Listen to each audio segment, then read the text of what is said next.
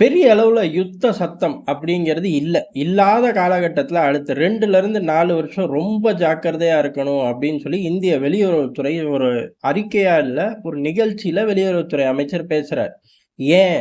அந்த அளவுக்கு பதட்டமா இருக்கு அப்படிங்கிற மாரி இருந்தா, பதட்டம் இருக்கும். ஏன்னா பாகிஸ்தான் இருக்கு, சீனா இருக்கு அப்படின்னு எல்லார் ஃபோக்கஸும் இருக்கும்போது தான், கொஞ்ச காலகட்டத்தில பங்களாதேஷ்ல தலைகீழா மாறுச்சு. இந்த பங்களாதேஷ் தலைகீழா மாறுறதுக்கு முன்னாடி, கனடாலருந்து திடீர்னு புயல கிளப்புற மாரி கண்டதையும் பேசிக்கிட்டு, அதாவது சீனா, பாகிஸ்தான காட்டிலும் நான் உங்கள பொய் பொய்யா உங்களுக்கு எதிரா பேசுறதுலாம் அண்ணன்டா அப்படிங்கிற மாரி ட்ரூடோ பேசிக்கிட்டு திரிஞ்சார். படபட படபடன்னு வெடிச்சுச்சு. இதெல்லாம் ஏற்கனவே டெல்லி ஸ்மெல் பண்ணி வச்சிருக்கு அப்படிங்கிற சிக்னல நாட்டு மக்களுக்கும், எதிரிகளுக்கும் குடுக்க தான் வெளியுறவுத்துறை அன்னைக்கு அப்படி ஒரு கமெண்ட் பாஸ் பண்ணார்கள்.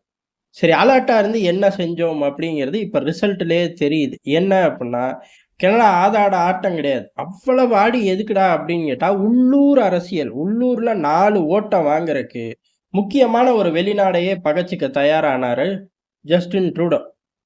நீ என்னடா ஜெலன்ஸ்கிய விட பெரிய கேனப்பயலா இருக்க? இந்த நூற்றாண்டுல நமக்கு கேனப்பயலுக்கு பஞ்சமே கிடையாது. தூக்கி பாக்கெட்ல போடு அப்படிங்கிற மாரி பைடன் நிர்வாகமும் ஆத்துன்னு ஆத்துச்சு. பைடன் நிர்வாகம் ஆத்த மட்டும் தான் செஞ்சுச்சு. டீ அவர்களுக்கு குடுத்தார்களான்னு கேட்டா, அதெல்லாம் குடுக்கல. காரணம் இவர் நம்ம அடிக்கவும் ஓடி போய் நின்ன இடம் அப்படிங்கிறது அமெரிக்கா தான். அமெரிக்கா, "இங்க பாரு இந்தியா, கனடா கேட்கற டீட்டெயில்லாம் குடுத்துரு" அப்படின்னு சொன்னதோட சரி. நம்மகிட்ட சொன்னாங்களான்னு கேட்டா, அதுவும் கிடையாது. பிரஸ்ஸ பார்த்து சொல்லிட்டு போயிட்டாய்ங்க. ஜஸ்டின் ட்ரூடோவோட மரமண்டைக்கு அப்பயாச்சும் புரிஞ்சிருக்கணும். ஆனா புரியல. தொடர்ந்து ஆடினாரு. கடைசியில சொந்த கட்சியிலேயே "நீ பதவி விலகி ஓடுறா" அப்படின்னு ஓட விட்டார்கள். அதுக்கப்புறமாச்சும் காலிஸ்தான் தீவிரவாதிகளுக்கு புத்தி வந்திருக்கணும். ஆனா புத்தி வரல. இன்னைக்கு கனடா அரசாங்கம் அப்படிங்கிறது அதாவது அங்க இவர்கள் ட்ரூடோ பெரிய அளவுல ஆத்துன்னு ஆத்துனதே எது அப்புட்ன்னா, நம்ம பிரஜைய நம்ம மண்லயே வச்சு கொன்னுட்டாய்ங்கன்னு. அந்த சம்பவத்துல இந்தியான்னு கிடையாது. வெளிநாட்டு எந்த கைவரிசையும் இல்லை அப்படின்னு சொல்லி சத்தியம் போட்டு ரிப்போர்ட்ட தந்துட்டார்கள்.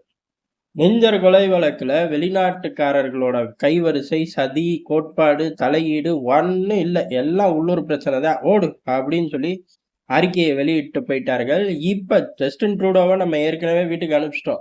ஆடுன்னு ஆடுனதுக்கு எப்படி மத்த நாடுகள்ல ராஜபக்சே ஆரம்பிச்சு, நேபாள் ஓலி, மலேசியா முகமது இந்த மாரி வரிசைகள்ல ட்ரூடோவும் போய் நின்னுக்கடா அப்படின்னு சொல்லி இந்தியா அனுப்பிச்சு விட்டுருச்சு. அதே சமயம் ட்ரூடோவ கைக்குள்ள போட்டுக்கிட்டு 4 ஓட்ட கைக்குள்ள வச்சுக்கிட்டு ஆடுன்னு நம்மனால ஆட முடியும். அது போக அமெரிக்காலயும் நமக்கு ஆதரவு இருக்கு அப்படின்னு நினைச்சுக்கிட்டு காலங்காலமா தூங்கி பதுங்கி கிடந்த காலிஸ்தான் தீவிரவாதிகளோட ஆட்டம் அப்படிங்கிறது பெரும் ஆட்டமா போயிருச்சு. துபாயில பாட்டு பாடிக்கிட்டு இருந்தவன்லாம் பஞ்சாப்ல வந்து அரசியல் பண்ண ஆரம்பிச்சுட்டாய்ங்க. பாட்டு பாடுனனால கூட சேர்ந்து ஆடுனாயேடா! காலிஸ்தானுக்கு எந்த ஆதரவும் உள்ளூர்லயும் கிடையாது, வெளியூர்லயும் கிடையாது. அப்படி ஒரு சப்ஜெக்ட்டே இல்ல. அப்படி இருக்கும்போது ட்ரூடோ பின்னாடி போய் நின்னுக்கிட்டு, நம்ம தான் பெரிய ஆள் அப்படின்னு சொல்லி, ஆயன மாரி ஒரு பிம்பத்துல அமெரிக்காவே எதிர்க்க ஆரம்பிச்சார்கள். இந்தியா தூக்கி போட்டு அடிச்சுச்சு. ட்ரூடோ வெளியேறினார். ட்ரூடோ வெளியேறும்போது ட்ரம்ப் நிர்வாகமும் உள்ளுக்குள்ள வந்துருச்சு. இப்ப என்ன ஆகுது அப்படின்னா, ஆட்டோமேட்டிக்கா கனடா அரசாங்கம், இல்ல வெளிநாட்டு சதி இல்ல அப்படின்னு தூக்கி வீசிட்டார்கள். இனிமேல் காலிஸ்தான் தீவிரவாதிகளோட நிலைமை என்ன அப்படிங்கிறது நிலைமை ரொம்ப மோசமாகும். கனடால மட்டும் அடிக்கல. இதே காலகட்டத்துல அமெரிக்காலயும் அடிக்கிறாய்ங்க. எங்க அப்படின்னா, அங்க உள்ள குருத்வாரா பகுதிகள்ல பதுங்கி இருக்கக்கூடிய ஆட்கள். தீவிரவாதிகளா இருந்தா, இல்லீகலா இருந்தா, அவர்கள வெளியேத்துவோம் அப்படின்னு சொல்லி ரொம்ப அதிரடி காட்டுறார்கள். அந்த அளவு அதிரடி தேவையில்லை அப்படிங்கிறது தான் டெல்லியோட கருத்து. காரணம் என்ன அப்படின்னா, காலிஸ்தான் தீவிரவாதிகள் ஒரு 10 பேர் தான். அவன் சீக்கிய போர்வைக்குள்ள தான் சுத்திக்கிட்டு திரியிறான். ஆனா, அங்க உள்ள பேலன்ஸ் 90% மாணவர்கள் உண்மையான சீக்கியர்கள், உண்மையான இந்தியர்கள் தான். அதுல எந்த சந்தேகமும் தேவையில்ல. அவர்கள் இதுல பாதிப்படைகிறார்கள். அவர்களோட மதம் சார்ந்த விஷயங்கள டிஸ்டர்ப் பண்ற மாரி ஆகுது. ட்ரம்ப் நிர்வாகம் கடுமை காட்டுறோம் அப்படின்னு மெக்சிகோ எல்லைகள்ல கடுமை காட்டுற மாரி இங்க போய் காட்டிக்கிட்டு இருக்காய்ங்க. அவனுங்க போதைப் பொருள கொண்டு வராய்ங்க. பெரிய அளவு எக்கனாமிய வந்து சூறையாடுறாய்ங்கங்கிற தியரி இவர்களுக்கு ஒத்து வராது. யாரோ பைப்ல பாசத்துக்காக ஒரு 10 பேர் உள்ள வந்திருப்பான். கண்டுக்காம கூட இருந்திருக்கலாம். இல்லீகலா சொல்றேன். காலிஸ்தான் தீவிரவாதிகளுக்கு ஆதரவு கிடையாது. இல்லீகலா வந்தவர்களுக்கு வேணா அப்படி ஆதரவு தந்திருக்கலாம். அதுக்காக அங்க கடுமை காட்டக்கூடாது அப்படிங்கிறது டெல்லியோட நிலைப்பாடு. ஆனா இதுல இன்னொரு விஷயம் என்ன அப்படின்னா, காலிஸ்தான் தீவிரவாதிகளுக்கு ட்ரம்ப் நிர்வாகத்துல இடம் இல்லை அப்படிங்கிறது தான். கனடால ஆட ஆரம்பிச்சு, அமெரிக்கால வந்து ஆடி, பைடன் நிர்வாகம் ஒருபடி மேல போயி, இந்திய உளவுத்துறை போட்டு தள்ள வாய்ப்பு ஜாஸ்தியா இருக்கு. அதனால நீங்கலாம் போய் பதுங்கி ஜாக்கிரதையா இருங்க அப்படின்னு ஒவ்வொருத்தனையா கூப்பிட்டு சொன்ன காலங்கள்லாம் போயி, இந்திய உளவுத்துறை போட்டு தள்ளுறதெல்லாம் தனி.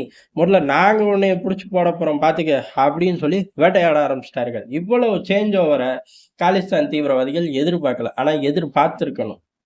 ட்ரம்ப் நிர்வாகமே வராட்டியும், பைடன் நிர்வாகத்திலே இந்த வழிமுறைக்கு கொண்டு வரதுக்கு டெல்லி பல வேலைகள செஞ்சுச்சு. அதுல பைடன் கிளம்பி போயிட்டாரு. ட்ரம்ப் வரவு ரொம்ப ஈஸி ஆயிப்போச்சு.